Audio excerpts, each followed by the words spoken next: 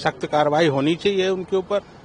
ऐसी कार्रवाई होनी चाहिए कि 2 के आतंकवादी भारत सरकार को चैलेंज करके चले गए। मेरी बहू से कहा कि मोदी को बता देना, मैं तुझे नहीं मार रहा हूँ।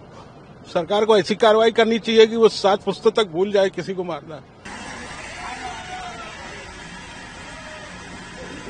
मेरा बेटा और बहू बैठे थे, स्नैक्स वगैरह खा रहे थे, तो पीछे से आए ये आतंकवादी और इन्होंने पूछा हिंदू हो कि मुसलमान हो, तो उन्होंने जैसे हिंदू बोला है वैसे तुरंत गोली मार दी सर पे।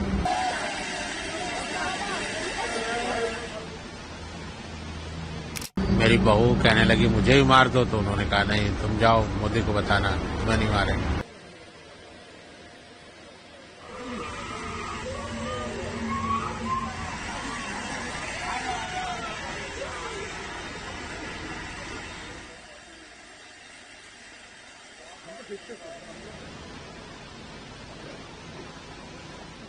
सख्त कार्रवाई होनी चाहिए उनके ऊपर। ऐसी कार्रवाई होनी चाहिए कि 2 के आतंकवादी भारत सरकार को चैलेंज करके चले गए। मेरी बहू से कहा कि मोदी को बता देना, मैं तुझे नहीं मार रहा हूँ। सरकार को ऐसी कार्रवाई करनी चाहिए कि वो 7 पुश्तों तक भूल जाए किसी को मारना। आई विटनेस नहीं है, हम लोग पहलगाम में नीचे रुक गए थे, बच्चे लोग ऊपर गए थे। हम लोग वहाँ नीचे एक स्थान होता है, उसके बाद ऊपर जाने के लिए घोड़े से जाना पड़ता है, जिसको मिनी स्विट्जरलैंड कहते हैं।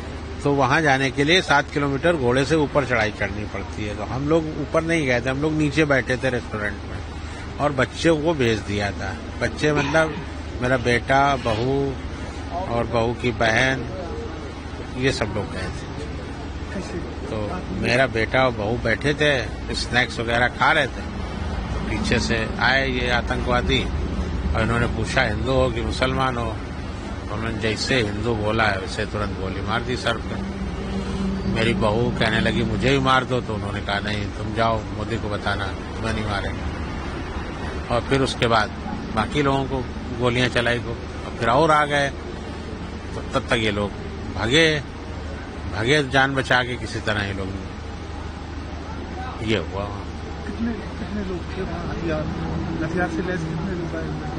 अब ये हम क्लियर नहीं बता पाएंगे, हम वहाँ नहीं थे मौके पर, लेकिन काफी मात्रा में थे आतंकवादी, ये बताया गया है, क्योंकि मैं चश्मदीद नहीं हूँ वहाँ का।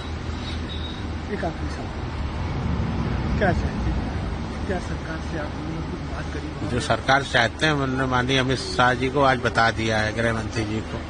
उनसे भी हमारी मुलाकात हुई थी श्रीनगर में, मैंने उनसे बता दिया है कि हम क्या चाहते हैं।